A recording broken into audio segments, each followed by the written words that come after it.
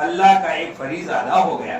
अगर कोई गरीब हमारी ज़कात फितरा न लेता तो हम कहां घूमते इस ज़कात को लेकर। इसलिए ये सखावत का महीना है। मेरे आका सल्लल्लाहु अलैहि वसल्लम के हाथ में माल इस तरह खर्च होता था जैसे पानी छलनी में डाले कभी टिकता नहीं है। चाइनी में पानी कोई दिवस टके नहीं। घड़ो भरी नाखी तो आ बाजू नाख्यू नहीं, आ बाजू निकलियो नहीं। रमजान के महीने में मेरे आका सल्लल्लाहु अलैहि वसल्लम बहुत सखावत करते थे। इतनी सखावत करते थे कि कभी तो घर में इफ्तारी के लिए कुछ नहीं रहता था। मायशा ने एक मर्तबा एक गुण चांदी के सिक्कों की एक गुण सदका कर डाली और उस दिन मायशा का रोजा था। इनकी एक खादिमा थी, उसका नाम भी आयशा था।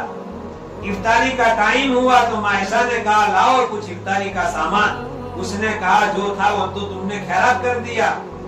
कहा तूने पहले याद दिलाया होता तो कुछ बचा लेते। इनको अपना रोजा भी याद नहीं रहा।